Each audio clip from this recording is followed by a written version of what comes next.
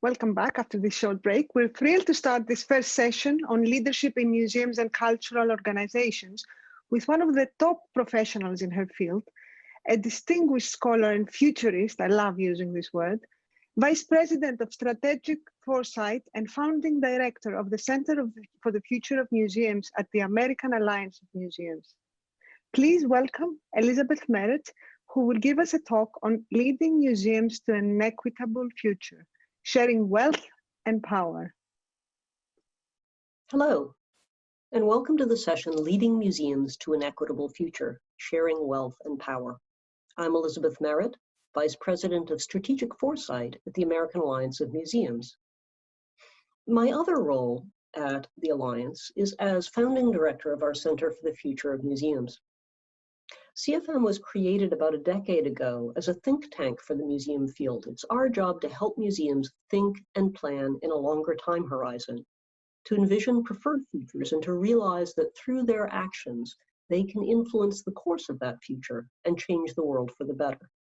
You may be familiar with my work through the Alliance's annual forecasting report, Trends Watch, which you can download from our website. Each edition examines some of the forces shaping the world, explores the implications for museums and their communities, and shares some examples of how museums are responding to these challenges. Now, usually when museums think about how they impact the world, they think about their exhibits and their educational programs and their research. Today, I'm going to encourage you to think beyond those usual platforms of engagement and consider how museums can share their wealth and power to build an equitable future. Bear with me while I set the stage for this pitch. While I usually work with museums in the U.S., somewhat internationally, my focus is on the United States, and I'll be speaking today from the perspective of U.S. museums. However, I want to start by grounding my exploration of equity in a global framework, specifically the United Nations Sustainable Development Goals. Now, the SDGs were published in 2015 by the United Nations General Assembly, and they establish a framework for creating a more just, equitable, and sustainable world by the year 2030. That's only 10 years out, so we'd better get cracking. Today, I'm going to make the case that museums can play a significant role in addressing those needs, specifically Sustainable Development Goal number 10, which is to reduce inequality within and among countries. The first target within Goal 10 is reduce income inequalities. However, as many have pointed out, the bigger issue isn't income, it's wealth, not merely what people are earning, but the capital they've been able to amass. And wealth, in turn, is a proxy for a person's ability to meet their fundamental human needs, like health and well-being, education, and a desire for meaningful work. So let's start by looking at one of the most dramatic measures of inequality, which is wealth inequality. Globally, the richest 1% of the world owns 44% of the world's wealth. The inequality within countries has been increasing for the past 3 decades, and that situation is mirrored in the US, where the top 1% own over 30% of all household wealth. In addition to being a social justice issue in and of itself, economists, historians, and policy experts warn that escalating inequality could lead to social and economic instability, and some feel it poses a significant threat to our democratic system. In the US, this wealth gap is profoundly skewed by race. In 2019, the average wealth of white families was 8 times greater than that of Black families. This gap was seeded by 246 years of chattel slavery and perpetuated by social, economic, and political systems that hobble the ability of Black Americans to create and accumulate wealth. And if this trend persists, it would take Black families 228 years to reach the level of average wealth held by white families in 2013. And as the COVID-19 pandemic has dramatically illustrated, this wealth gap and the larger inequities it represents leaves communities of color among the most vulnerable to disaster and disruption.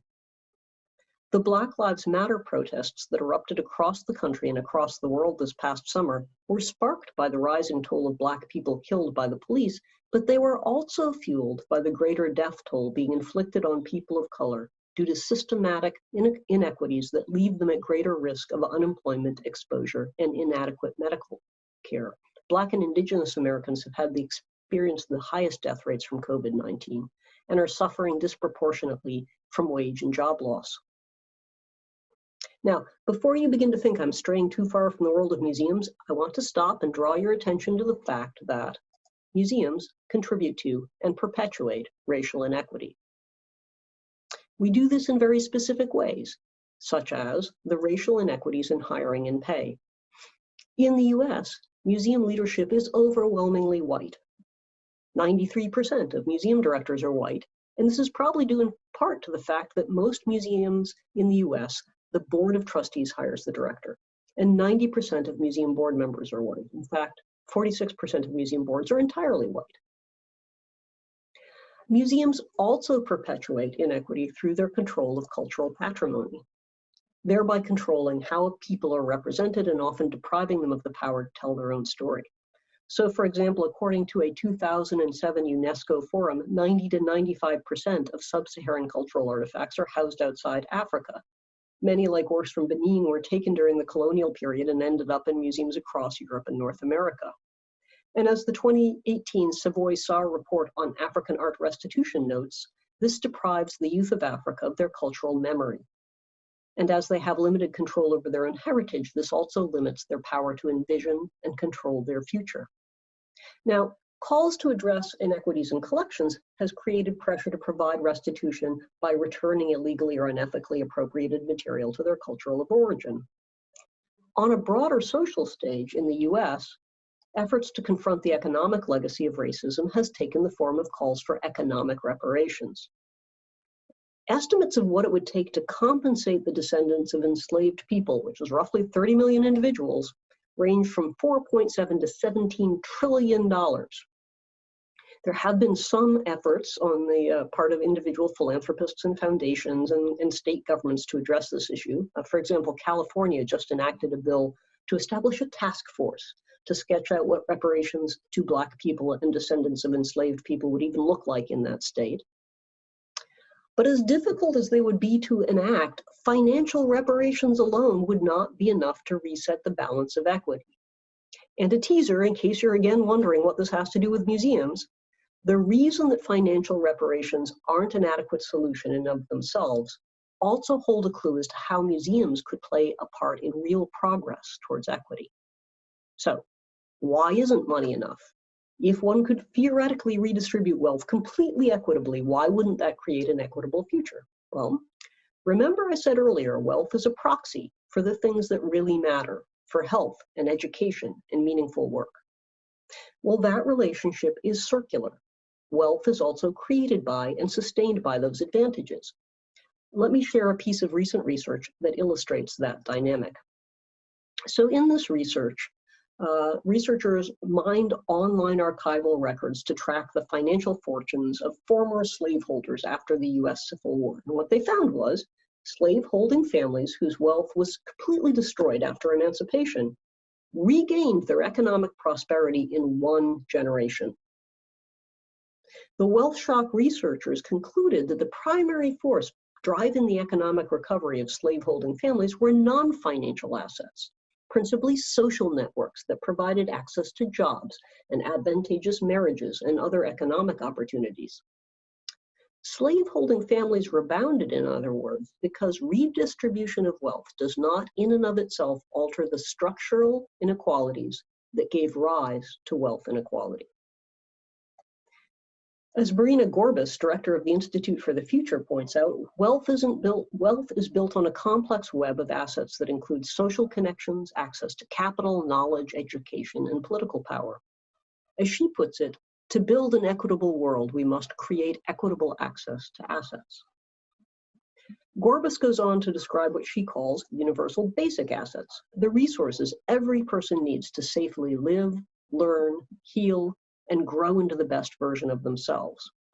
And she parses these basic assets into 8 categories: space, natural resources, infrastructure, data, know-how, communities, power. You may see where I'm going with this, because now we come to the heart of my pitch.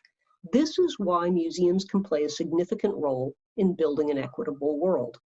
Museums, for the most part, may not have a lot of financial wealth to share, but they have a wealth of assets. They have knowledge embodied in their staff and archive and collections. They have authority and reputation, which in turn gives them influence. In the US, polling consistently shows that museums are among the most trusted sources of information, more trusted than journalists or researchers or the government. And museums have extensive social networks that span sectors and communities. And they do have at least some financial assets. So let's explore how museums can use these assets to build individual and community wealth. Start with the last bullet, financial assets. In the US, most museums have modest budgets and small endowments, but even a small museum can have significant impact on its local community through how it spends its money. So for example, who they do business with. For example, they can give preference to local Black-owned businesses or businesses run by indigenous people or other people of color. And through their partnerships, they can support the growth and amplify the impact of local businesses and community organizations. Museums can also promote financial equity through what's being called restorative investing, a form of investing designed to address systemic injustices that extract wealth from and penalize communities of color by making investments that generate community wealth, produce governance structures that benefit the whole, and build community power. Now, the median endowment in a US museum is around $2.8 million, which may not seem like it would have a lot of impact. But consider, there are somewhere around 25,000 museums in the US. And yes, most of those are tiny with few financial reserves, but there are also some financial giants. The endowments of the 9 largest museums in the US total somewhere around $7.7 billion. So I think it's fair to say that as a group, museums could wield significant influence if they chose to commit to restorative investing. But I also want you to think beyond money as well. Per Gorbis's framework of basic assets and the wealth shock research, how can museums promote equity with all of their assets? Well, I would argue that working or volunteering for a museum is in itself an asset, a form of social connections. It builds reputation, it builds reach, it provides opportunities for advantageous employment. So by diversifying their staff and volunteers, museums can reverse the flow of social assets. And instead of concentrating it among a homogeneous group of white, wealthy, and well-educated individuals, they can share their wealth of social connections and in this way share this form of power with historically disempowered individuals and communities. Museums can also deploy other assets to build individual and community wealth. For example, they can use their space and knowledge and authority and reputation to build individual assets through training and credentialing. Here's one example. The Cooper-Hewitt Smithsonian Design Museum in New York City runs Design Prep Academy, which helps young people get the credentials and training they need to enter the fashion industry through free programs and workshops and tours of design firms and college tours and free competitive scholarships. This builds on the museum's areas of expertise, their staff, its connections in the design industry, and the reputation that has enabled the museum to create a respected credential that's recognized by the fashion establishment. In this way, the museum uses its assets to build the education and future wealth of young people, many of whom come from low-income communities of color. Museums can also build whole infrastructures of economic exchange. So, for example, in Santa Fe, the International Museum of Folk Art used its knowledge, reputation, and networks of influence to help found the International Folk Art Alliance, which in turn operates the International Folk Art Market. It takes place annually in Santa Fe and in Arlington, Texas. The market meticulously tracks its social economic impact, and since it launched in 2004, it's hosted nearly 1,000 master artists from 98 countries. It's generated $31 million from artist sales, and 90% of that goes home with the artists. It's affected over 1 million lives worldwide and had an estimated economic impact of $142 million, largely channeling wealth from individuals who can buy the art to indigenous and local artists. And lastly, an example of how a museum can help equalize access to policy and regulatory power. In 2017, the New Museum in New York, through its arts incubator, which is called New Inc., organized Create and Advocate, which was a weekend-long creative digital hackathon. They partnered local social justice organizations with artists and designers and technologists from the New Inc. community to develop creative solutions to key civic issues. So their collaborators included, for example, the Center for Constitutional Rights and the Vera Institute of Justice and the Black Movement Law Project. Some of the resulting projects addressed prison reform, gentrification, environmental justice, and tracking and reporting hate speech and abuse. So in this way, the museum used its knowledge, space, and connections to build political power for groups historically excluded from such power. Now, museums are great for so many reasons: for the collections they hold, for the way they educate and inspire the public, through their research, which enriches our understanding of the world. I hope I've encouraged you to think about the potential for museums to be great in other ways as well, through the power they wield to address important and global issues such as racial inequity, and to use that power to change the world for the better. Thank you very much for the opportunity to share these thoughts with you today. I explore this topic at more length in the next edition of the Alliance's annual forecasting report, which will be coming out early next year. You can find it along with a wealth of other reports and resources at the Alliance's website. And I hope you follow our work on Twitter as well. Thank you.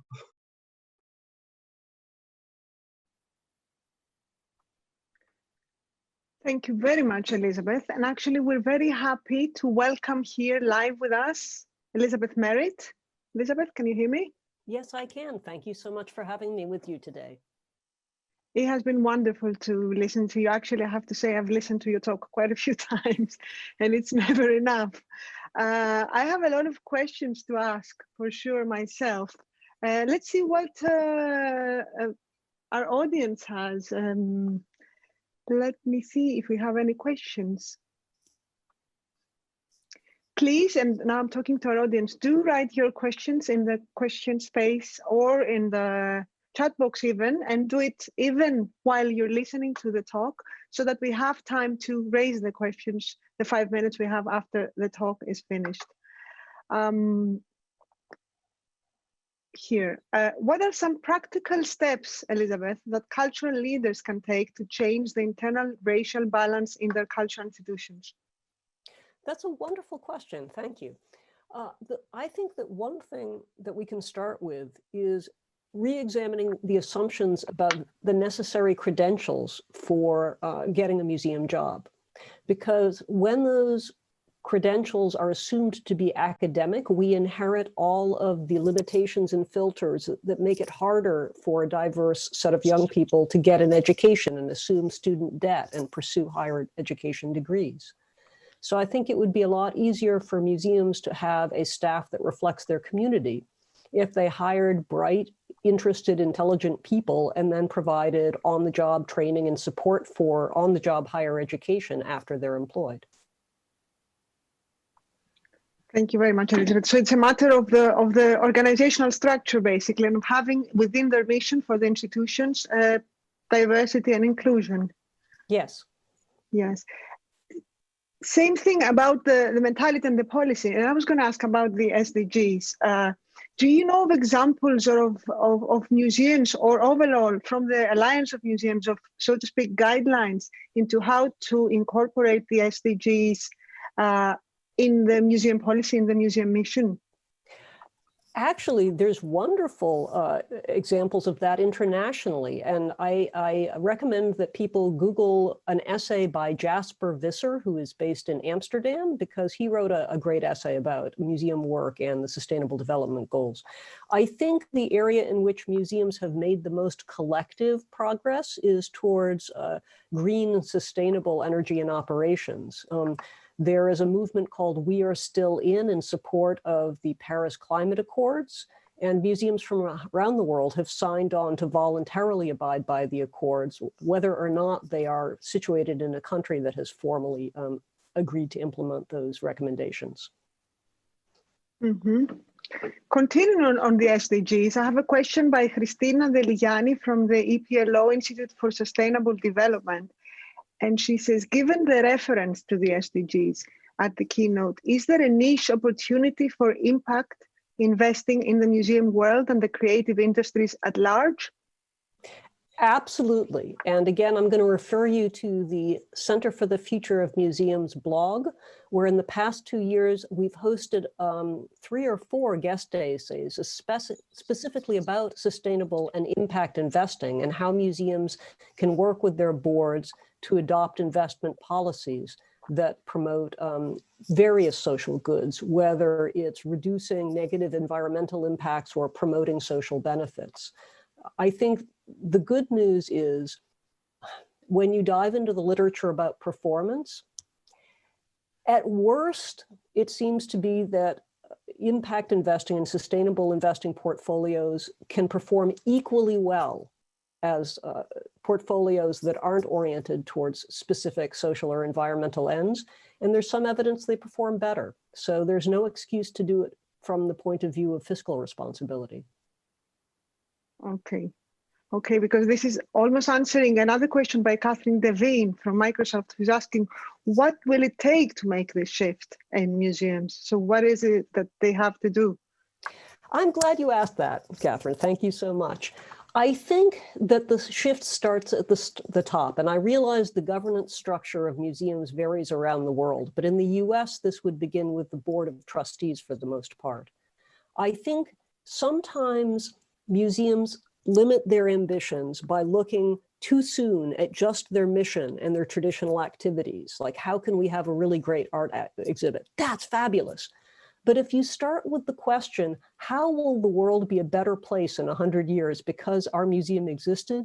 You open up a wealth of opportunity and possibilities. You open up your thinking about how you could do good in so many other ways. So it's not